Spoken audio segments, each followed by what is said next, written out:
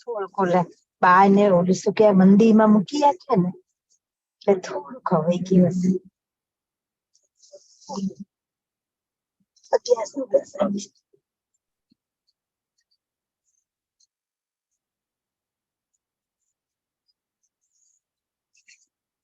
गीताचार्य श्री कृष्ण परमात्मा को कोटि कोटि आत्मा प्रणाम। अर्जुन जी को कोटि कोटि आत्मा प्रणाम। वेद व्यास भगवान जी को कोटि कोटि आत्मा प्रणाम। श्री गणेश जी को कोटि कोटि आत्मा प्रणाम। गीता मैया को कोटि कोटि आत्मा प्रणाम।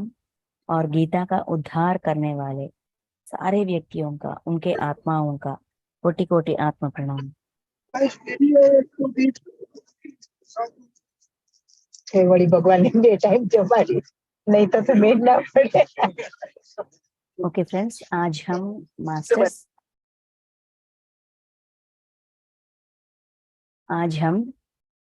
श्रीमद् भगवत गीता 4वीं अध्याय ज्ञान कर्म संन्यास योग में अब तक 23 श्लोक तक हमने विश्लेषण डिस्कशन उनका जो भी आंतर्य था वो हमने बात किए हैं।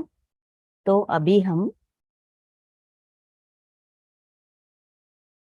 24 से 31 तक, क्योंकि 30 तक ये 7 श्लोकों में यज्ञों के बारे में, यज्ञ हमें कहा गया था कि हमारे जो भी काम हम करते हैं अपनी रोजी खाना के लिए, अपनी घरेलू काम के लिए, अपनी जो भी बंधन हमने लाए हैं उस बंधन को उस बंधन के प्रति जो भी काम काज हमारा जिम्मेदारी है, जो भी हम कर रहे हैं, पहले हमें ना मुझे ही क्यों करना चाहिए, मैं ही क्यों करूं, किसी और कोई और क्यों नहीं कर सकते, ऐसा हमारी सोच विचार थे, है ना। उसके बाद ऐसा ही अपनी निजी जिंदगी का कामों में रहते होते हमें ये एहसास हो गया कि ये हमारी जिम्मेदारी है, इनसे हम छुटकारा नहीं पा सकते। लगाव से करें, अपना समझ कर करें, या जैसे भी भावना से करें, लेकिन ये तो जैसे कि ये मेरी जिम्मेदारी है, करना ही पड़ेगा, ऐसा समझ आ गई। उसके बाद ऐसा करते करते, जिम्मेदारी मान कर करते करते अपने काम, अपने कर्म का मतलब कर्म मतलब काम, अपने कर्म करते करते करते हमें उस कर्म का फल के ऊपर अपनी इच्छा जगती है। मैं ना इतने दिनों से, इतने सालों से इस घर के लिए, इस परिवार के लिए इतना प्रयास कर रही हूँ, इतना समय दे रही हूँ, ये सब कुछ हम कहते हैं, है ना। कहते कहते समझते हैं, और हमें ऐसा लगता है कि कोई मेरी कष्ट का, जितना काम मैं कर रही हूँ उसके लिए कोई मेरा गौरव या मर्यादा नहीं दे रहे हैं मुझे। इस स्वभाव से, ऐसा घर का पूरा घरेलू या जैसे कि ऑफिस का या पढ़ाई का जो भी काम मैं कर रही हूँ, कोई इसका एहसास घर के वालों को, घर के लोगों को है ही नहीं। मेरी चिंता उनका उनके दिमाग में या उनके ज़हन में मैं है ही नहीं, ऐसा हमारी अंदर ये दर्द, ये एहसास जगती है। जो काम हम कर रहे हैं जिम्मेदारी मानकर, उस काम के लिए कोई मुझे प्रेज नहीं कर रहे हैं, शाबाशी नहीं दे रहे हैं, ऐसा हमारे अंदर ये इच्छा जगती है। तो इसीलिए हमको कृष्ण परमात्मा ने सलाह दिया कि कर्तव्य कर्म निष्काम करो, ये जिम्मेदारी मान रही हो, इसीलिए इसका फल के लिए इच्छा है, लेकिन जिम्मेदारी से बढ़कर ये हमारी कर्तव्य है। कर्तव्य की मतलब ये जो ऋण है, कर्म का ऋण, सेवा का ऋण, प्यार का ऋण, स्नेह का ऋण, काम का ऋण, पिछले जन्मों का, वो सिर्फ हम वो ऋण चुका रहे हैं, इससे अतिरिक्त कुछ भी नहीं। इससे ज्यादा कुछ भी नहीं। इसीलिए जिम्मेदारी मानोगे तो फल के लिए इच्छा होगा, मुझे देखना चाहिए, मुझे मेरी काम का शाबाशी करना चाहिए। ऐसा हमारी अंदर ये इच्छा जगती है। तो जब हम कर्तव्य मानेंगे, कर्तव्य क्योंकि वो ही सच है, तो हम निष्काम कर पाएंगे कर्म। जो भी कर्म हम कर रहे हैं ये मेरी कर्तव्य है, ये मेरे ऋण है जो मैं चुकाने के लिए इस अवसर के लिए परमात्मा को पूछा, तो परमात्मा ने मुझे अवसर दिया, तो इस अवसर का इस्तेमाल करूंगी, मेरा कर्म ऋण मैं चुकाऊंगी। ऐसा अगर हमारे दिमाग में काम के पीछे हमारा उद्देश्य अगर ये होगी तो हम निष्काम कर्म कर पाएंगे। मतलब हमारी इच्छा उसके रिजल्ट पे एक्सपेक्टेशंस के बिना, फल के लिए नहीं, सिर्फ काम के लिए काम करेंगे। ठीक है, ऐसा कर्तव्य कर्म मानकर निष्काम कर्म करते करते करते करते करते करते कुछ दिन या कुछ साल बीतने के बाद फिर हमें ये लगेगा कि मैं किसी का शाबाशी के लिए नहीं कर रही हूँ, अपने लिए कर रही हूँ, ये सब कुछ ठीक है, लेकिन कुछ असमंजस होती है हमारे मन में। क्यों लोग कुछ तो कुछ 1 2 3 या 4% हमें हमारे अंदर ये कर्मफल की इच्छा जग जाती है करते करते, थोड़ी सी, थोड़ी मतलब बहुत कम सी लगती है। देखिए, सेवा भाव से जो काम हम करते हैं उसमें हमें कदापि बिल्कुल ये इच्छा नहीं जगती, ये लोग मुझे प्रेज करना चाहिए, ये लोग मुझे मेरी वीडियोस को लाइक्स चाहिए, लाइक्स देना चाहिए, सब्सक्राइब करना चाहिए, मेरी चैनल आगे होनी चाहिए, ये कुछ भी नहीं होती। सिर्फ अवसर है, ना चैनल है, जूम है, अकाउंट है, इसका इस्तेमाल कर रही हूँ। जिनको वो चाहिए उनको मिलेगी, जिनका इच्छा है उनको मिलेगी, ऐसा ही हमारे दिमाग में, हमारी जहन में आएगी। लेकिन ये तो नहीं आएगी ना कि सब लोग देखना चाहिए, ऐसा नहीं आएगी, क्योंकि सेवा भाव, हमारे अंदर सेवा करने की इच्छा थी। ये सेवा भाव से काम करना, इसी को यज्ञार्ध कर्म कहते हैं। 23 श्लोक में हमको कहाया गया था, यज्ञ के तौर पर करोगे कर्म तुम। आगे जाकर कुछ एक एक स्टेज होती है। काम काम वही है, काम में कोई बदलाव नहीं, काम के पीछे हमारी भावना में बदलाव। पहले चिड़चिड़ी से करते थे, उसके बाद जिम्मेदारी मानकर करते थे, उसके बाद कर्तव्य मानकर करते थे, अब हम यज्ञ मानकर करेंगे। यज्ञ यज्ञ की मतलब हमारे जहन में यही आएगी कि वो हवन कुंड, उसमें जो ये डालते हैं ना, क्या कहते हैं, लकड़ियां और जड़ी बूटियां, घी वगैरह डालकर करते हैं, इसी को हम यज्ञ मानते हैं। हमारे जहन में वही आएगी। ठीक है, तो क्यों आएगी? क्योंकि पूर्वजों, हमारे ऋषि मुनि, ये राजा महाराजे यज्ञ करते थे। क्यों करते थे? खुद के लिए करते थे क्या? नहीं ना। बहुत अच्छी तरह बारिश हो, सारा राज्य का उद्धार हो, राज्य में जो भी लोग हैं उसका उनका उद्धार हो, इस उद्देश्य से करते थे यज्ञ। उन उन दिनों में जब यज्ञ होते थे, सूर्योदय से दोपहर तक यज्ञ करते थे। वो जो भी प्रक्रिया था, ये जो मंत्र पढ़कर जड़ी बूटियां डालना, घी डालना, चावल डालना, ऐसा होता था।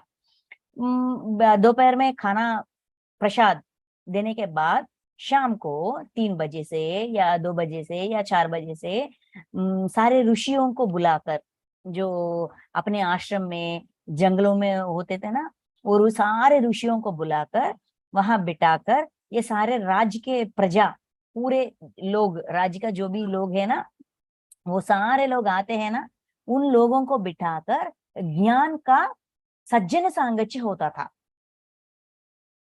क्योंकि सारे जन को नहीं पता कैसा जीना है, भगवान की मतलब क्या है, भक्ति की मतलब क्या है, नहीं पता है, तो इनको समझाते थे। तो ये होता था यज्ञ। मतलब सिर्फ एक व्यक्ति के लिए करने वाला कार्यक्रम यज्ञ नहीं है, सबके उद्धार के लिए, मुझे छोड़कर सबके लिए जब मैं सोचूंगी, उनके लिए जो भी काम मैं करूंगी वो यज्ञ समान है। ये समझाया गया था कृष्ण परमात्मा। इसीलिए यज्ञार्ध कर्म करो, पहले जिम्मेदारी बांधकर करो, उसके बाद कर्तव्य कर्म निष्काम करो, वो भी शास्त्र विहित कर्तव्य कर्म कहा गया था।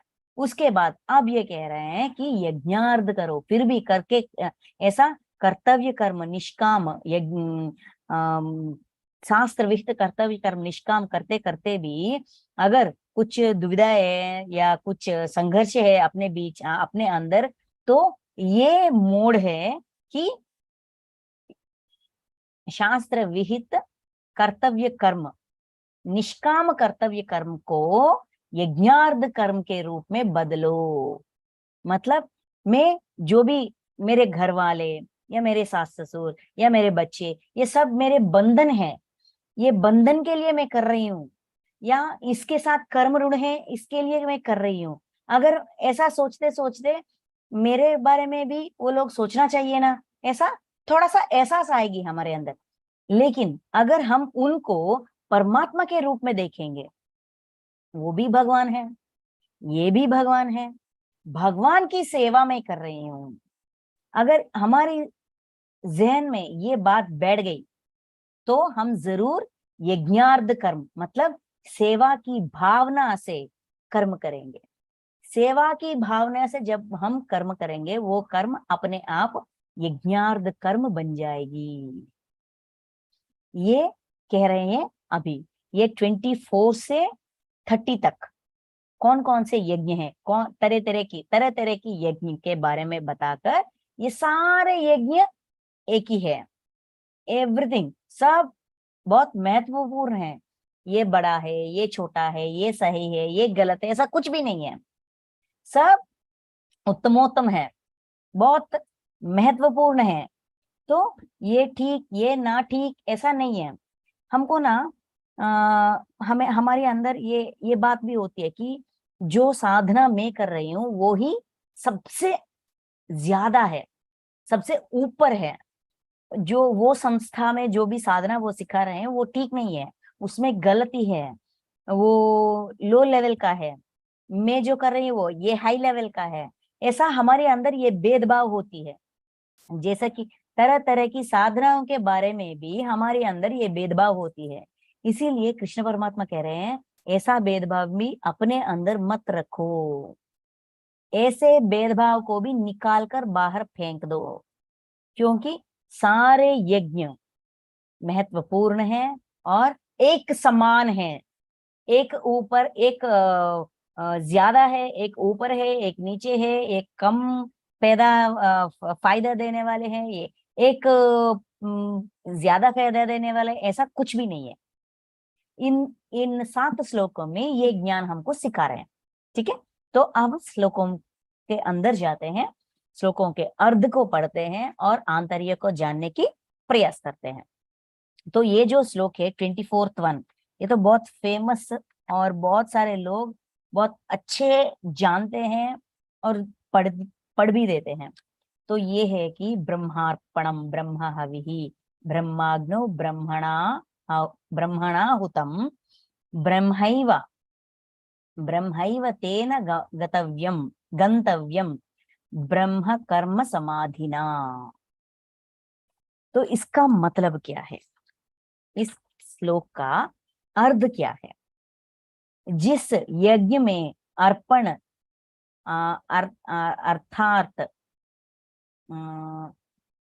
अर्थात श्रुवा आदि भी ब्रह्म है, और हवन किए जाने योग्य द्रव्य भी ब्रह्म है, तथा ब्रह्म रूप कर्ता के द्वारा ब्रह्म रूप अग्नि में आहुति देना रूप क्रिया भी ब्रह्म है।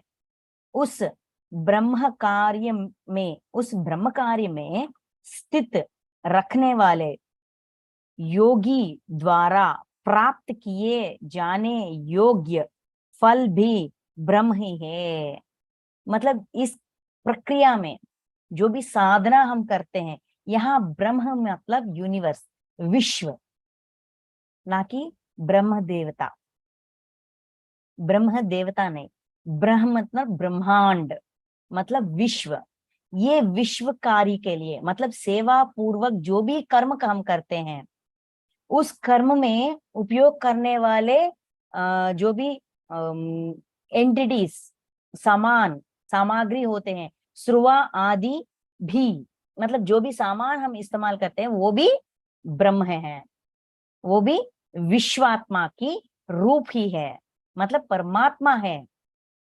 नेक्स्ट, हवन किए जाने योग्य द्रव्य भी, जो भी सामान हम यूज करते हैं वो भी ब्रह्म है, मतलब ये विश्व का ही भाग है, मतलब विश्वात्मा का, परमात्मा का ही रूप है। और तथा ब्रह्म रूप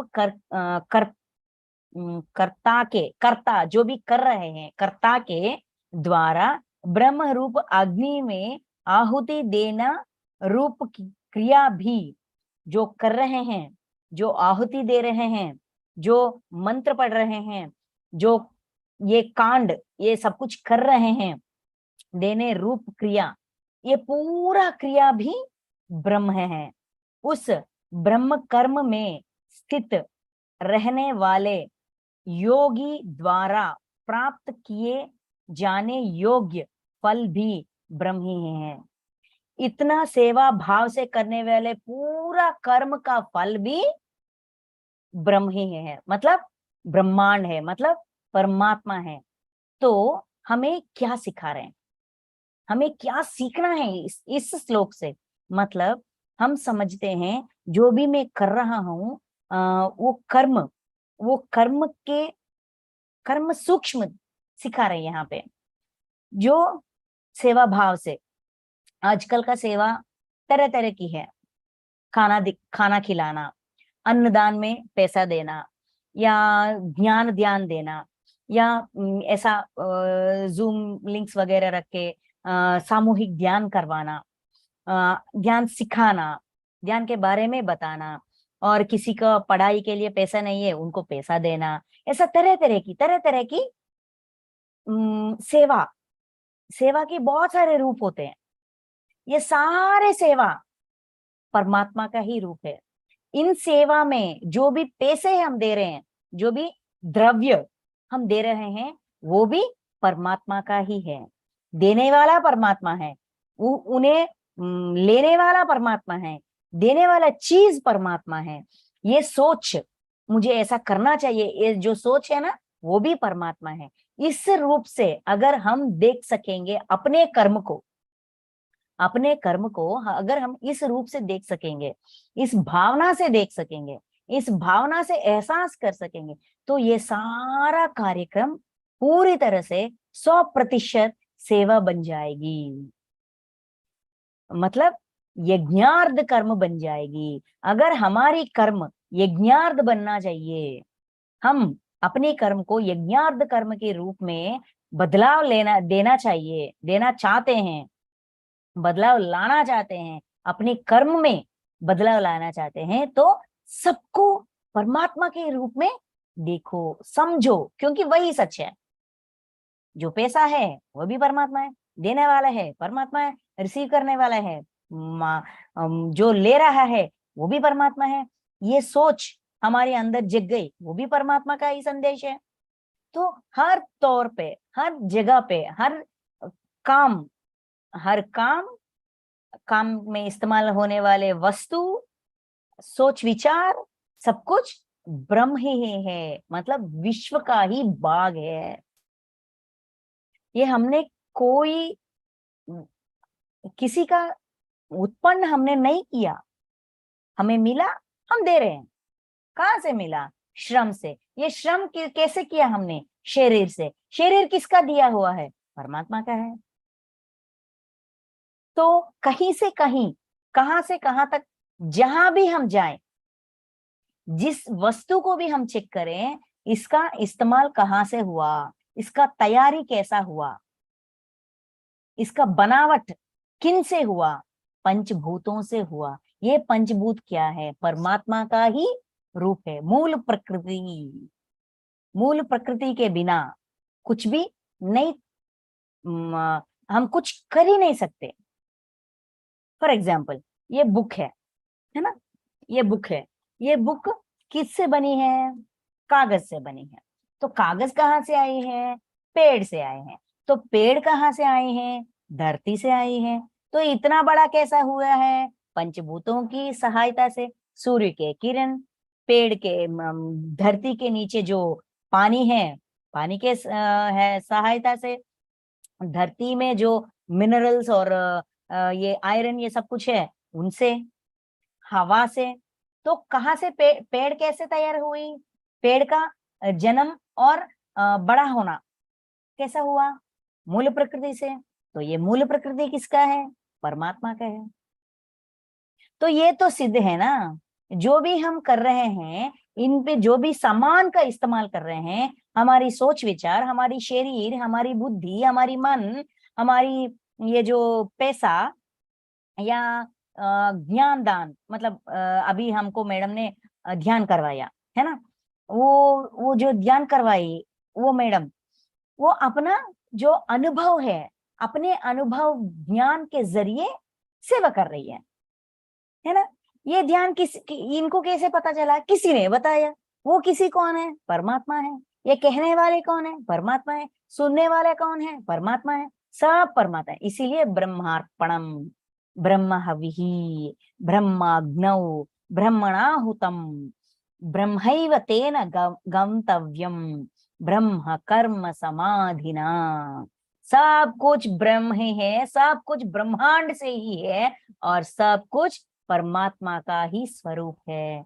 अगर हमारे दिमाग में ये ज्ञान, ये सच्चाई को हम बिठाएंगे, तो जो भी कर्म हम कर रहे हैं वो अपने आप यज्ञार्थ कर्म बन जाएगी। तो नेक्स्ट श्लोक 25। दूसरे योगी जन देवताओं को पूजन रूप यज्ञ का ही भली भांति अनुष्ठान किया करते हैं, और अन्य योगी जन पर ब्रह्म परमात्मा रूप अग्नि में अभेद दर्शन रूप यज्ञ के द्वारा ही आत्म रूप यज्ञ का हवन किया करते हैं। यहाँ दो तरह की यज्ञ के बारे में हमको समझा रहे हैं इस श्लोक में। यहाँ से 25 से 30 तक तरह तरह की यज्ञों के बारे में हमको समझाते हैं। कुछ लोग ना रूप को देखकर करते हैं, मतलब साकार और निराकार। जैसे कि दैव पूज यज्ञ एक तरह की है, तो आत्म रूप यज्ञ दूसरा तरह की है। इस श्लोक में बताया गया जो देवताओं का पूजन रूप यज्ञ, ये एक तरह की साधना है, ठीक है। अभेद दर्शन यज्ञ मतलब आत्म रूप यज्ञ, आत्मा को ही मानते हैं, ये एक तरह की है। देखिए हम ना ध्यान में आने से पहले दर्शन, देवताओं को रूप, मतलब राम की मतलब ऐसा होते हैं, कृष्ण की मतलब ऐसा होते हैं, महादेव के मतलब ऐसा होते हैं। उनका रूप हमारी ज़हन में होती है, उनके रूप को हम पूजन करते हैं, है ना। कुछ ज्ञान प्राप्त करने के बाद या कुछ हम ध्यान में आने के बाद हम क्या कर रहे हैं, मैं आत्मा स्वरूप हूँ, परमात्मा भी आत्मा स्वरूप है। तो इस रूप मतलब क्या आकार से निराकार, जैसा आकार रूप यज्ञ वो है और निराकार रूप यज्ञ ये है। मतलब पूजन करना अपनी इच्छा से हम कर रहे हैं, भक्ति भाव से कर रहे हैं, हमें अच्छा लग रहा है। वो भगवान जो भी है हमारा, जिसने हमारी मन को भाया है, जो भी है उनको मानते हैं, अच्छा लगते हैं तो करते हैं। कुछ लोग रूप की लगाव से पूजा करते हैं, कुछ लोग निराकार भगवान को मानते हैं। तो ये भी ठीक है और ये भी ठीक है। ये तुमने आकार को पकड़ा, तुम्हारी साधना कम है, मैंने निराकार को पकड़ा, मेरी साधना ज्यादा है, या मेरी जो साधना कर रही हूँ ये क्रिया बहुत महत्वपूर्ण है, ऐसा कुछ नहीं है। कुछ लोग ऐसा करते हैं, कुछ लोग ऐसा करते हैं, जो भी करते हैं भगवान को मानते हैं। विश्वास है मन के अंदर, विश्वास ही महत्वपूर्ण है। जो तरीका अपनाया उसका नहीं महत्व नहीं है। तरह तरह की तरीका, जैसा हमारी मन की इच्छा वैसा हमने अपनाया भगवान को, बस उससे ज्यादा क्या है ना। तो ऐसा हमको समझा रहे हैं। 25 में दो तरह की है ना। तो नेक्स्ट 26 में अन्य योगी जन श्रोत्र आदि समस्त इंद्रियों को संयम रूप अग्नि योग में हवन किया करते हैं, और दूसरे योगी लोग शब्दादि समस्त विषयों को इंद्रिय रूप अग्नि योग में हवन किया करते हैं। तो ये यहाँ और दो तरीके की साधना के बारे में हमको बता रहे हैं। इस सृष्टि में बहुत सारे साधना हैं, तरह तरह की लगभग 200 to 300 तरीके हैं साधना की। तो जो भी साधना है सारे साधना विश्वास की तौर पे है। एक जन्म में हमें वो अच्छा लगा हमने किया, एक जन्म में ये अच्छा लगा ये कर दिया, एक जन्म में वो अच्छा लगा वो कर दिया। तो सारे इसी जन्म में हम सोचते हैं कि मेरी जो संस्था मुझे सिखाती है यही सबसे ऊपर है, हम समझते हैं। लेकिन हमें याद रखना चाहिए कि सिर्फ यही मेरा जन्म नहीं है, इससे पहले मैंने बहुत सारे जन्म लिए हैं। मुझे क्या पता किस जन्म में मैंने कौन सा साधना की है, मेरी विश्वास किस पर अड़ी रही, किस पर टिक गई, किस साधना पर टिक गए, मुझे क्या पता। तो इसीलिए किसी का कमेंट नहीं करने का, किसी भी साधना का कमेंट नहीं करने का। इसीलिए हमको सिखाते हैं कि विनदगु नव्वर चेप्पिना विनिनंतने वेगिरे पड़का, जो भी कह रहे हैं सब सुनो। कौन कह रहा है ये महत्व नहीं है, जो बात कही जा रही है वो महत्व है। जो कहाया जा रहा है सब कुछ सुनो। जिसको अपनाना है अपनी इच्छा से, अपनी विचक्षणा ज्ञान से, अपनी कॉमन सेंस से विश्लेषण मतलब इन्वेस्टिगेशन करो। इन्वेस्टिगेशन करने के बाद जो ज्ञान तुम्हें अच्छा लगा वो अपनाओ। सुनना तो सबसे सुनना है, सबके पास जाओ अर्जुन, सबके बात सुनो, सारे योगियों के पास जाओ, सबके बात सुनो, और जो तुम्हें अच्छा लगे वो इस्तेमाल करो। ऐसा कृष्ण परमात्मा भी कहते हैं गीता में अर्जुन के साथ। तो इसीलिए सारे साधना महत्वपूर्ण है।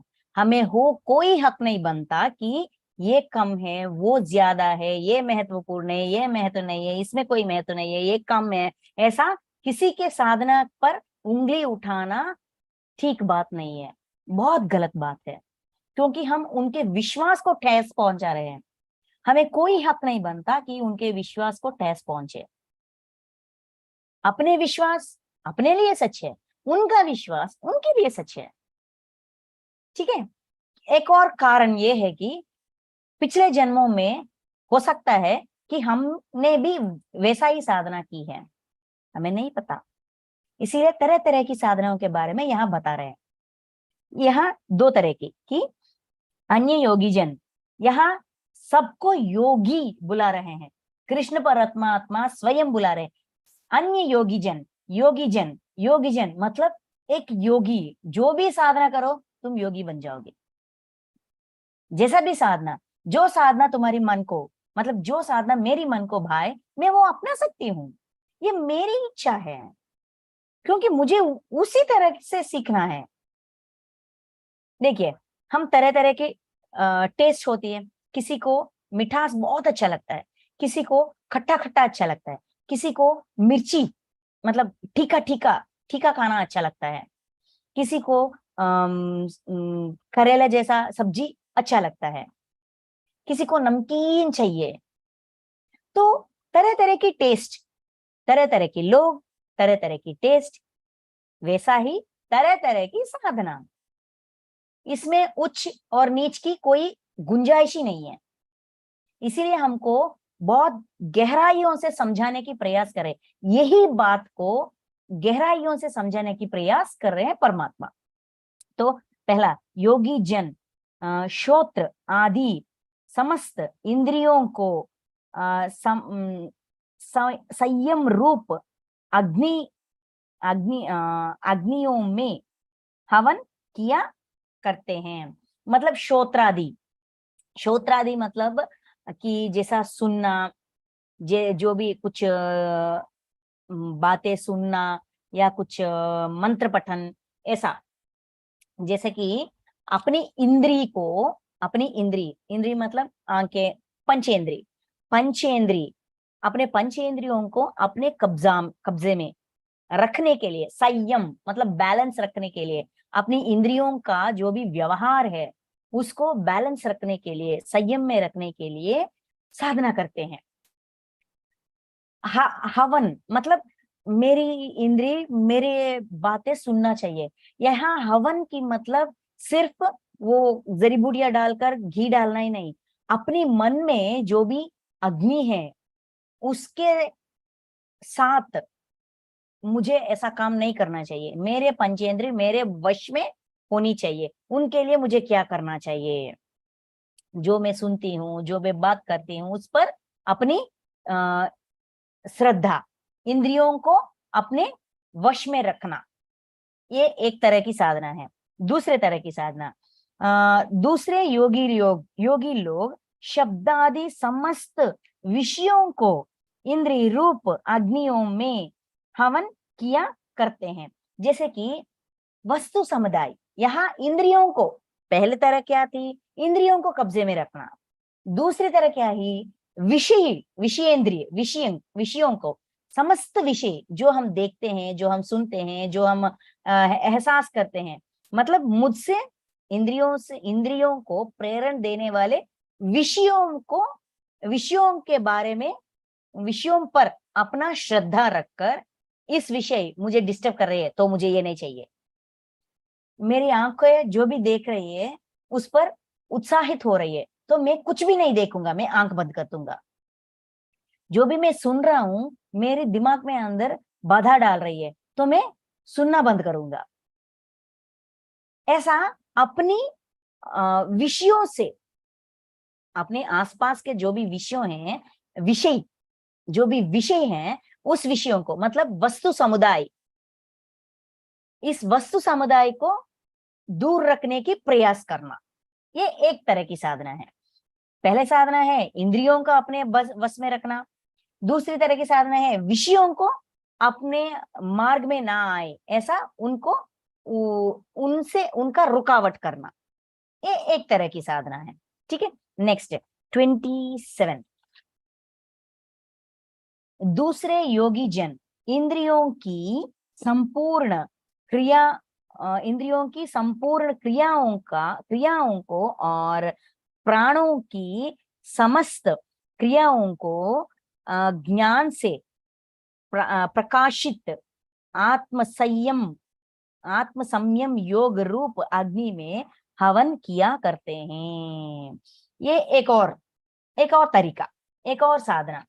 कैसी साधना, यहाँ ना इंद्रियों की एक्टिविटीज, मतलब पंचेंद्रियों की एक्टिविटीज, अपनी प्राण मतलब ये श्वास प्रक्रिया का एक्टिविटीज, ये सब कुछ ना आत्म संयम योग से, ये सारे अपने इंद्रिय या अपनी एक्टिविटीज, अपनी श्वास प्राणापान समाय क्या कहते हैं, अपने प्राणवायु और अपान वायु, ये दोनों कब मेरी कब्जे में आएंगे, कब मेरी कंट्रोल में आएंगे, कब मेरी वश में आएंगे, जब मेरी आत्मा मेरी वश में होगी तभी ये सारे वस्तु समुदाय या इंद्रिय समुदाय या प्राणापाय, ये प्राणवायु, ये सब कुछ तभी मेरे कब्जे में आएगा, मेरी कंट्रोल में होंगे, तो मुझे आत्म संयम योग करना चाहिए। अपनी आत्मा से मुझे अनुसंधान होनी चाहिए।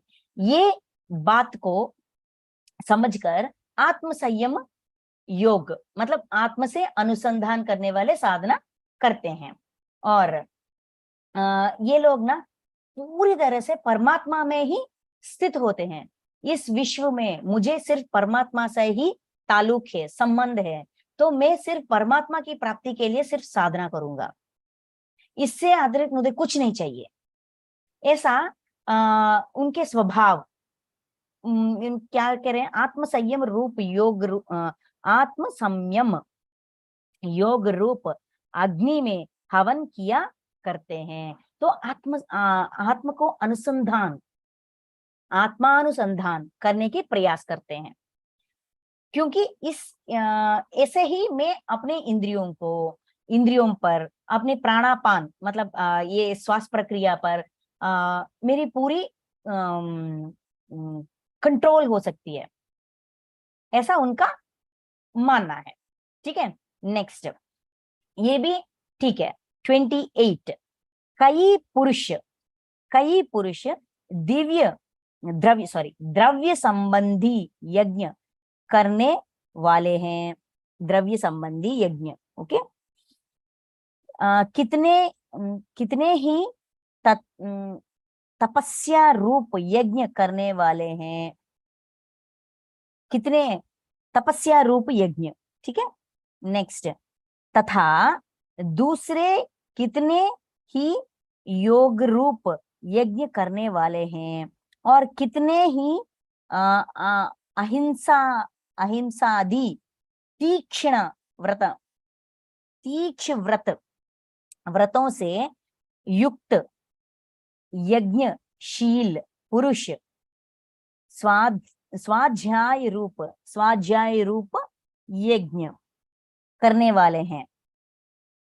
तो यहाँ 5 तरह की यज्ञों के बारे में बताया गया था। पहले वाला यह है कि द्रव्य संबंधी यज्ञ, मतलब जो भी द्रव्य हमारे पास है, जो भी आइटम्स हमारे पास है, उनको देकर उनसे साधना, उनसे सेवा। यहाँ यज्ञ मतलब सेवा, बैठा दीजिए अपने दिमाग में, यज्ञ मतलब सेवा, द्रव्य रूप सेवा। जो भी सामान हमारे पास है वो देकर सेवा कर रहे हैं। कुछ देखिए, हम ना अपने जो भी साड़ियां होते हैं वो सब कुछ दे देते हैं, किसको कपड़ा नहीं है दे लेते हैं। अपने घर में कुछ सामान है, किसी आश्रम को चाहिए तो दे देते हैं। हमारे पास पैसे हैं तो पैसा दे देते हैं। हम खुद कर नहीं सकते, लेकिन कुछ दे सकते हैं, जो कर रहे हैं उनका सपोर्ट कर सकते हैं। ये सब कुछ द्रव्य मतलब सामान, यस, सामान, इंस्ट्रूमेंट्स या वस्तु समुदाय, ये वस्तुओं को दे रहे हैं। ये द्रव्य रूप यज्ञ है, मतलब द्रव्य के जरिए जो भी सामान हमारे पास है उनके जरिए हम सेवा कर रहे हैं। ये एक तरह की है। नेक्स्ट वन, तपस्या रूप यज्ञ। तपस्या मतलब तपन करना। तपन करना मतलब कुछ काम करने की इच्छा है, करना चाहिए, मैं करूंगी, करना चाहिए। ऐसा अपने आप में ऐसा तपन होना। ध्यान करना है तो ध्यान करना चाहिए, मैं ध्यान करूंगा, एक ही चीज के ऊपर अपने आप को ट्रेन करना, और वही चीज बार बार दोहराते अपनी इच्छा पूरा करना, ये तपस्या है। एक ही विषय में तपन, इसको तपस्या कहते हैं। तो ये भी एक तरह की साधना है। नेक्स्ट, तथा दूसरे कितने ही योग रूप यज्ञ करने वाले हैं। योगी बनने के लिए प्रयास करना, ये एक साधना है।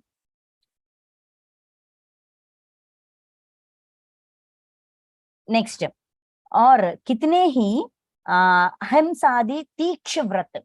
अहिंसा, सिर्फ एक शब्द को पकड़ते हैं, सिर्फ एक ही सूत्र को पकड़ते हैं, उस सूत्र पर अड़े रहते हैं, पूरा जिंदगी अड़े रहते हैं। ये भी एक सेवा है। अहिंसा रूप तीक्ष्ण व्रत। कुछ लोग ना ऐसा करते हैं कि जो भी हो जाए, जैसा भी हो जाए, मैं हिंसा नहीं करूंगा। आपको पता है कि नहीं मुझे नहीं पता, जैनिज्म में दो तरह की सेक्ट्स होते हैं। एक होते हैं श्वेतांबरास, एक होते हैं दिगंबरास। ये जो दिगंबरास होते हैं वो कपड़े भी नहीं पहनते, बस साधना में होते हैं।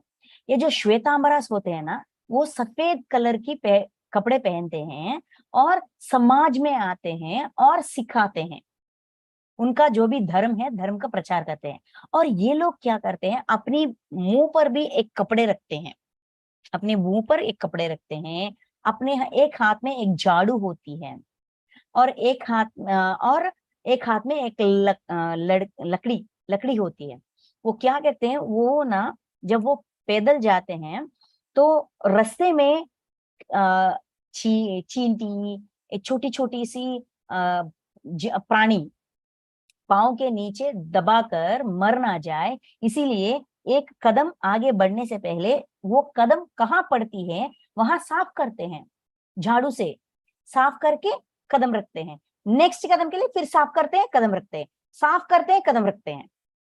और मुंह क्यों ढक कर रखते हैं, क्योंकि जब वो बात करते हैं या श्वास लेते हैं तब कोई कृमि, कीटक, सूक्ष्म कृमि जैसे कि बैक्टीरिया वगैरह उन इस हवा के साथ मुंह में ना जाए और अपने नाक से अंदर ना जाए और मर ना जाए, मर ना जाए। मैं किसी भी प्राणी जो दिख रही है, जो नहीं दिख रही है, किसी की प्राण को मैं नहीं लूंगा, ऐसा प्रण लेते हैं। उस प्रण को पूरा करने के लिए पूरी जिंदगी वैसे ही जीते हैं। इसीलिए यहाँ कह रहे हैं, देखिए ये शब्द भी देखिए, अहिंसादि तीक्ष्ण व्रत। तीक्ष्ण बहुत स्ट्रांग होते हैं, किसी भी स्थिति पर किसी का प्राण नहीं लेना चाहिए। जो मेरी आंखों को दिख नहीं रहे, बैक्टीरिया, जर्म्स वगैरह, सूक्ष्म कृमि, वो भी मेरे हाथों में नहीं मरना चाहिए। इतना स्ट्रांग रहते हैं, ऐसी सेवा करते हैं। ऐसा रहना बहुत मुश्किल है, बहुत ज्यादा मुश्किल है, ऐसे नामुमकिन है, लेकिन वो करते हैं। वो साधना भी महत्वपूर्ण है। और नेक्स्ट, यत्नशील पुरुष स्वाध्याय रूप यज्ञ, स्वाध्याय रूप ज्ञान यज्ञ। स्वाध्याय मतलब स्व अध्ययन। स्वाध्याय का दो मतलब है, स्व अध्ययन खुद का अध्ययन, मैं कैसी हूँ, मेरी भावनाएं जैसी कैसी है, मेरी बातें कैसी है, मेरी करतूत कैसे है, मेरी व्यवहार रीत कैसा है, ऐसा मुझ पर मैं दृष्टि रखूंगी। पूरा आत्म परिशीलन, ये भी एक तरह की यज्ञ है, एक तरह की सेवा है, अपनी खुद की सेवा। एक और स्वाध्याय मतलब पुस्तक पठन, जो भी ज्ञान हमें पुस्तकों से प्राप्त होती है या गुरुओं से प्राप्त होती है, जो भी ज्ञान मेरे पास है, मैंने सीखा है, वो सबको पहुंचाना, सबको सिखाना, सबको देना, ये भी स्वाध्याय रूप यज्ञ है। जो अब हम कर रहे हैं गीता ज्ञान का अध्ययन, ये स्वाध्याय रूप यज्ञ है, ये भी एक यज्ञ है। ठीक है, नेक्स्ट 29।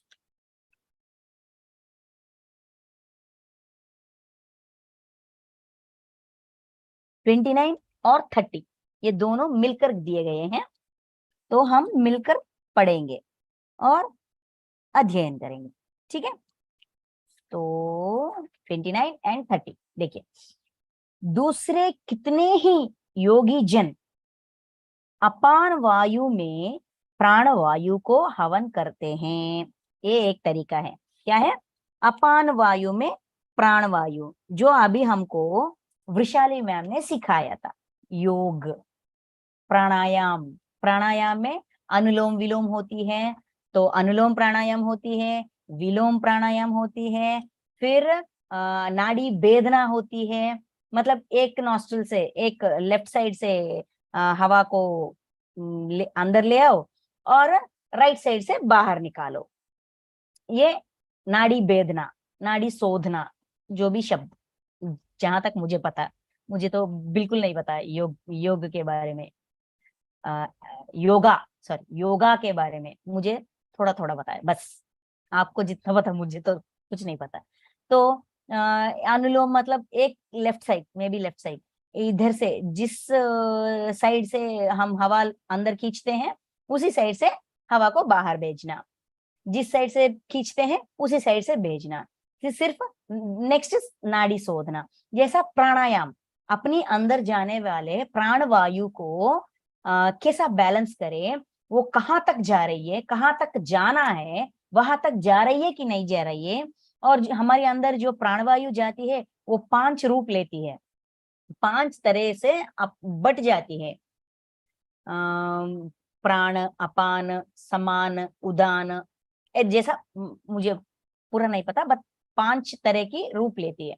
तो प्राणवायु और अपान वायु, अपान वायु को, बाहर जाने वाले वायु को अपान वायु कहते हैं, अंदर जाने वाले वायु को प्राण वायु कहते हैं।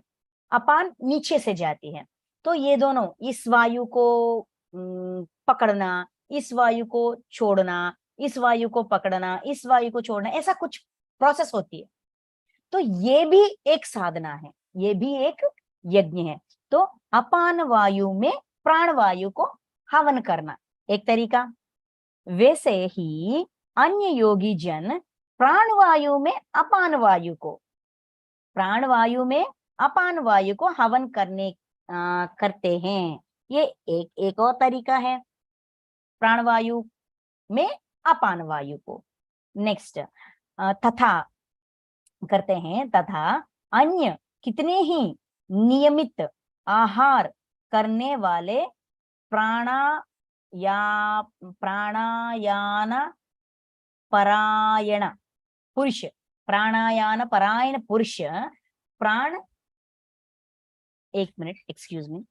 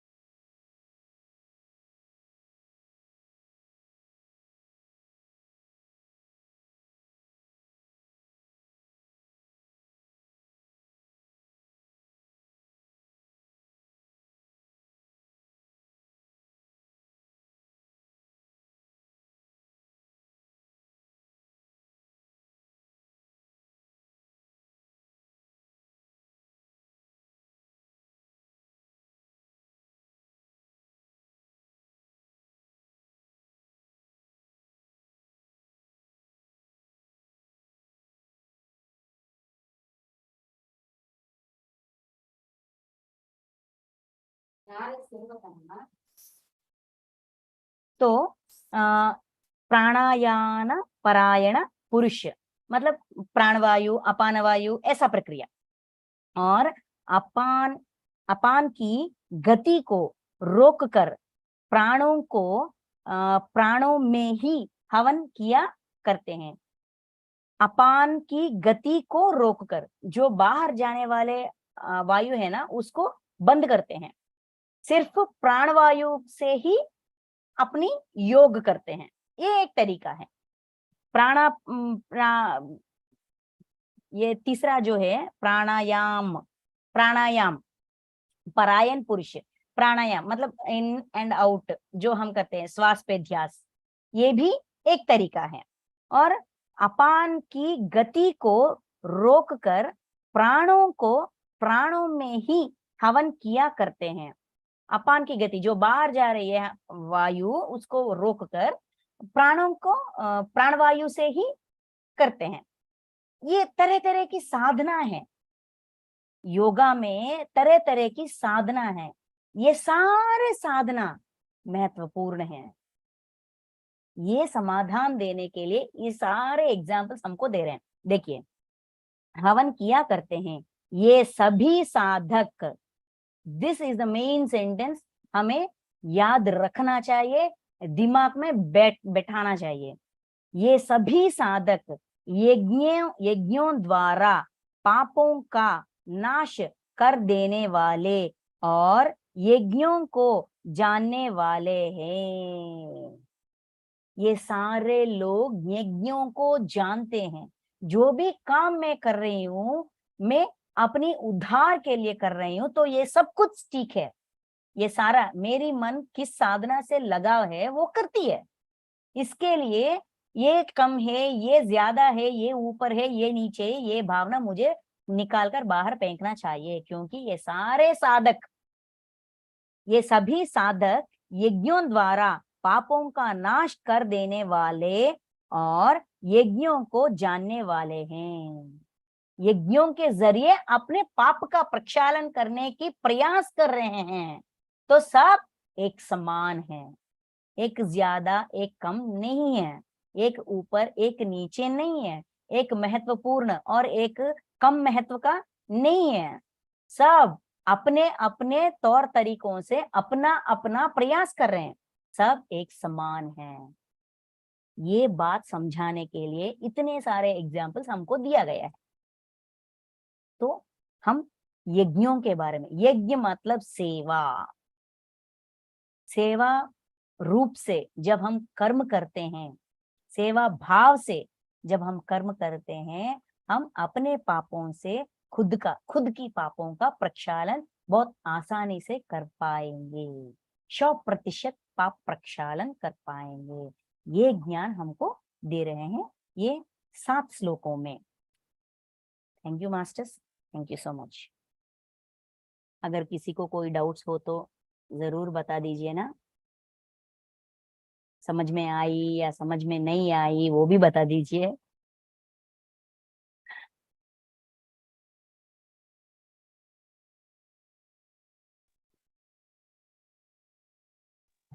समझ में आया ma'am. Okay, thank you. Thank you so much. Ma'am आप बहुत अच्छे से एक्सप्लेन करते हैं, बहुत अच्छे से समझ में आता है। Thank you so much Manimala ma'am. Thank you ma'am.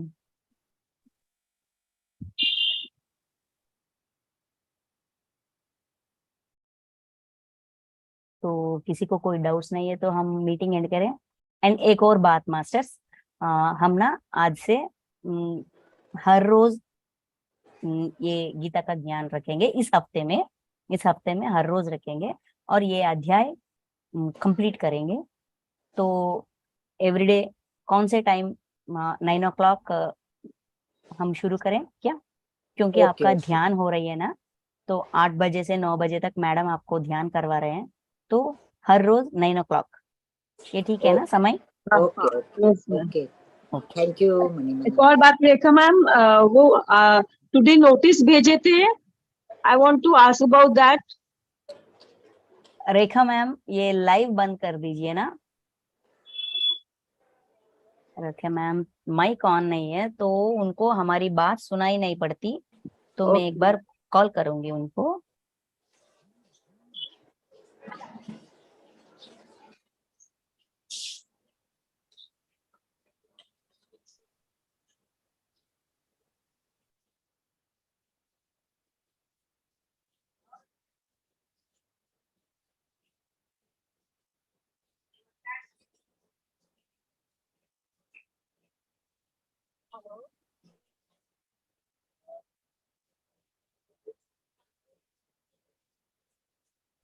Ma'am आप म्यूट हो।